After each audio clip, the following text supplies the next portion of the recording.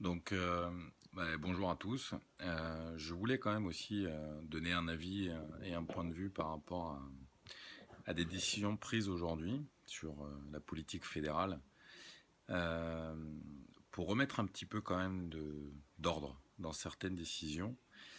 Euh, Lors de la saison, alors je sais plus trop, 2009, 2010, 2011, euh, on a eu un problème en Pro A et en Pro B avec 6 équipes qui jouait à l'époque avec des Asiatiques qui avaient donc participé à la Ligue chinoise l'été, sachant qu'à l'époque les joueurs étaient donc mutés, licenciés du 1er juillet au 30 juin.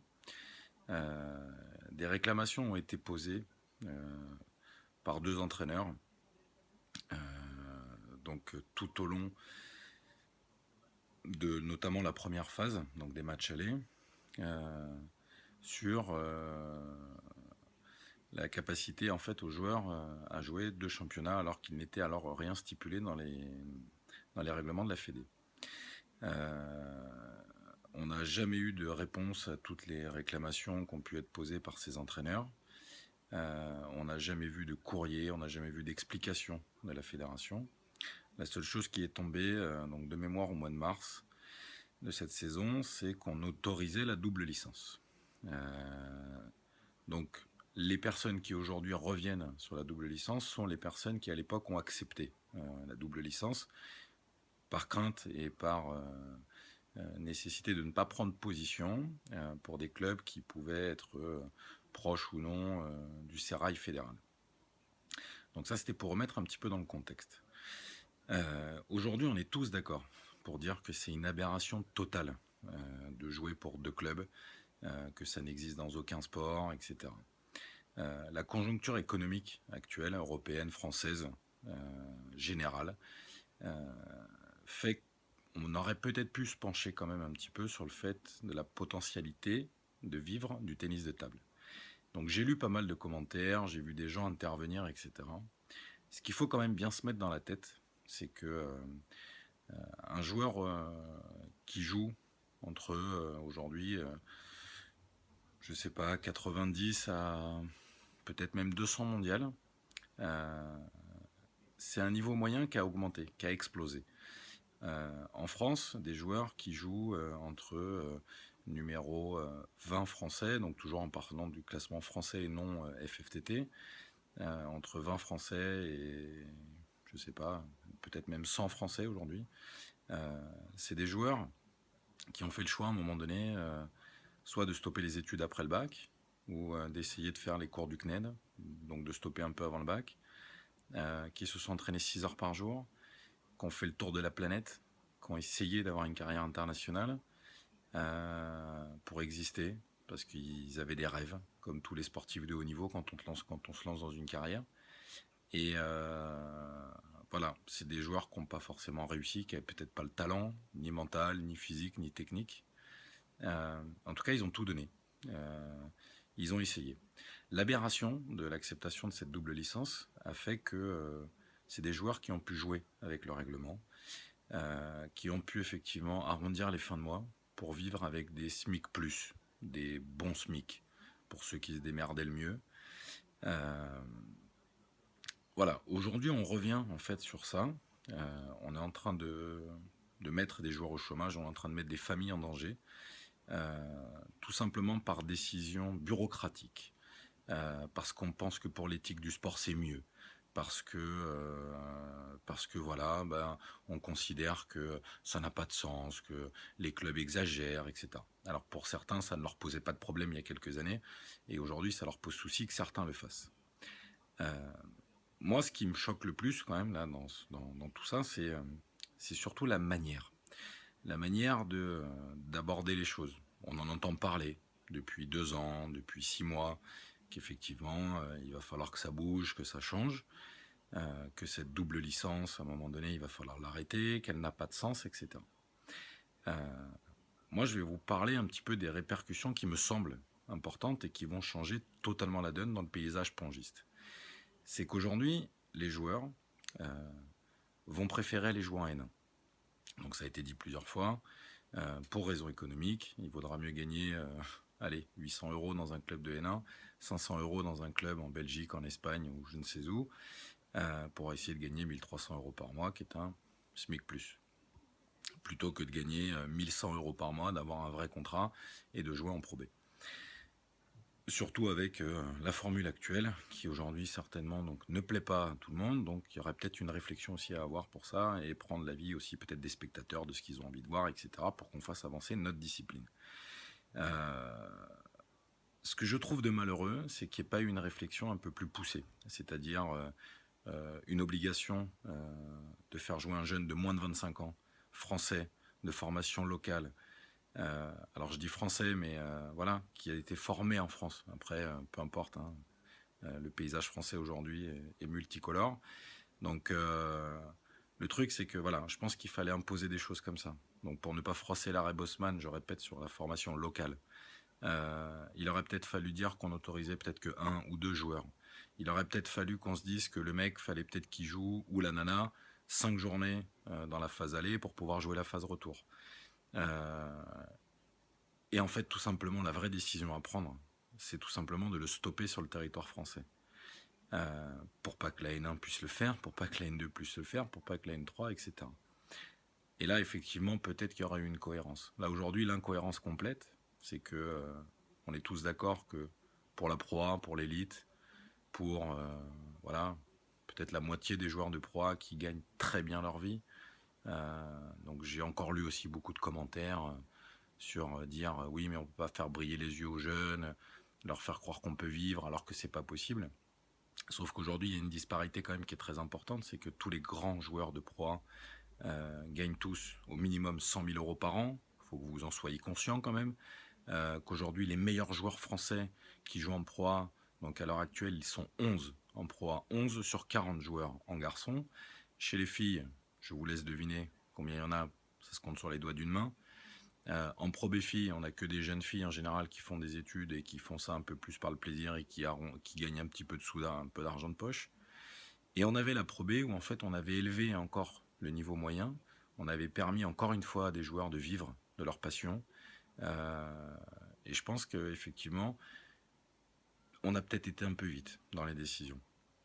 Ce qu'il faut comprendre quand même, c'est que par rapport à certains, on a l'impression dans les clubs qu'on en fait 10 fois plus. On implique nos familles, on implique notre argent, on implique notre environnement.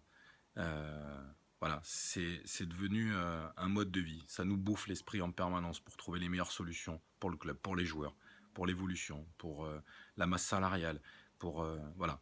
Et on se bagarre. Et on se bagarre et on fait des dossiers de 40 pages pour aller gratter 1000 €. Et on essaye de discuter avec des sponsors pour aller gratter 300 €, 500 € par-ci. On organise des lotos, on organise des concours de cartes. Et puis après, il y en a qui ont de la chance. Il y en a qui aujourd'hui déposent des dossiers juste par rapport à un niveau d'équipe et qui touchent des subventions qui vont de 50 000 à 200 000 € sans forcément faire grand-chose. Il faut comprendre aujourd'hui que l'exaspération de certains, la double licence, en fait, pour moi, ce n'est qu'un prétexte pour, quelque part, faire péter les plombs à tout le monde. Qu'est-ce qu'on vise là-dedans?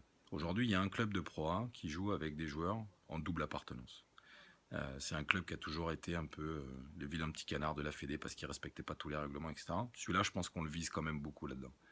Après, qu'est-ce qu'on vise? La Pro B, on veut l'arrêter, c'est quelque chose qui ne nous plaît pas. Ça fait des années que certains coachs, on propose une Pro A à 12 ou 14 équipes, qui est un peu moins de matchs, mais qui est des vrais playoffs sur un week-end avec tous les meilleurs joueurs du championnat, qui ait un titre qui soit décerné, qui ait une soirée finale pour décerner le meilleur joueur, le plus beau point, le meilleur entraîneur, la meilleure formation, la plus sympa, la plus fair-play. Il y a des choses à faire dans notre sport. Le problème, c'est qu'aujourd'hui, on a permis de faire du bricolage.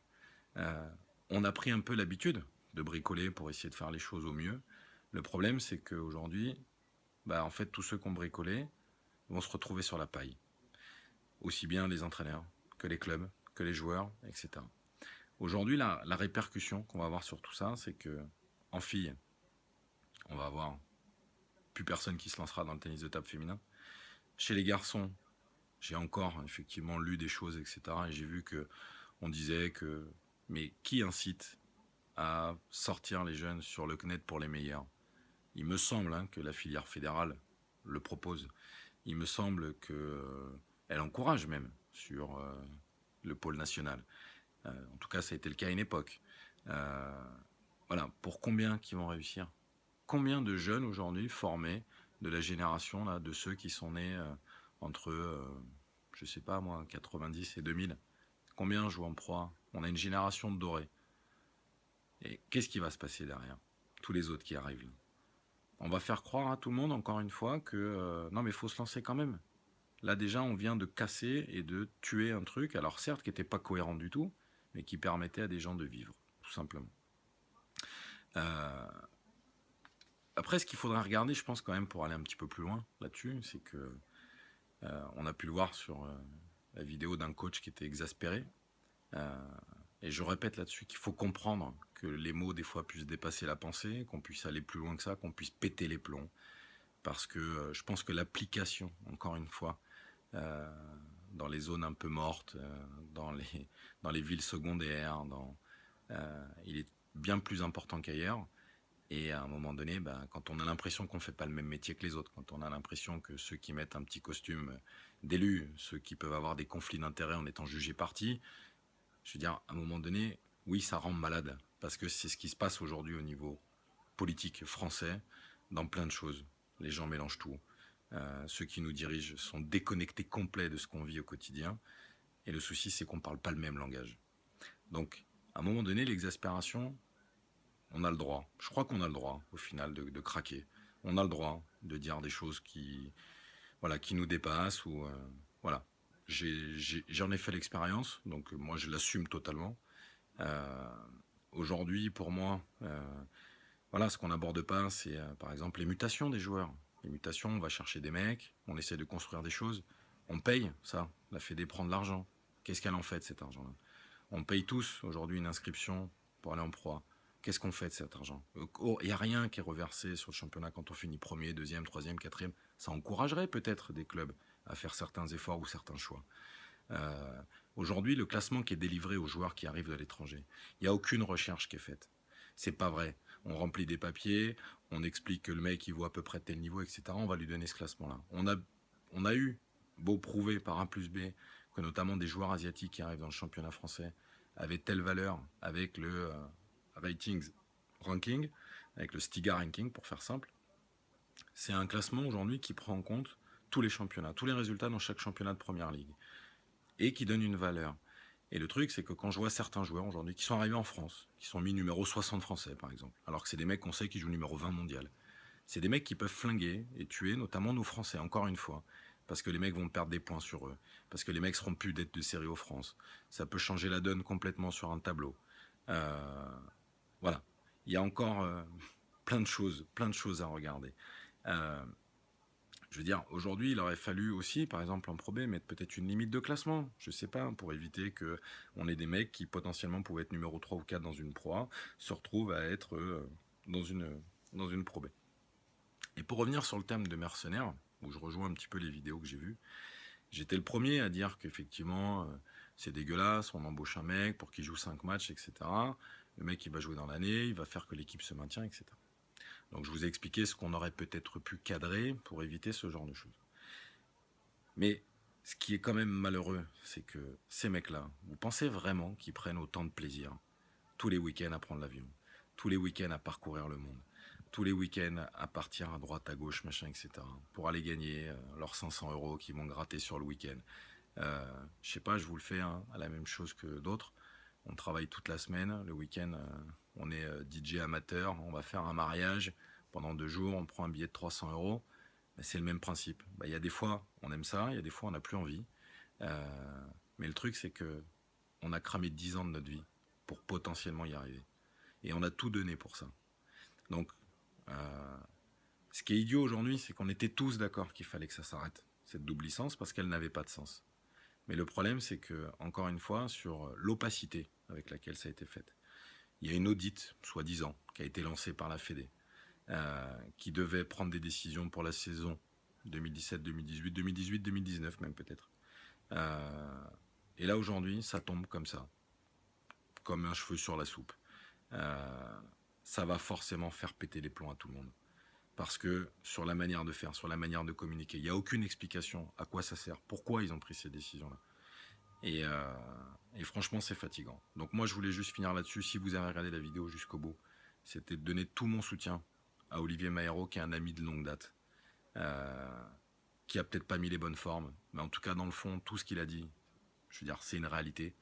Aujourd'hui, on en est là, malheureusement.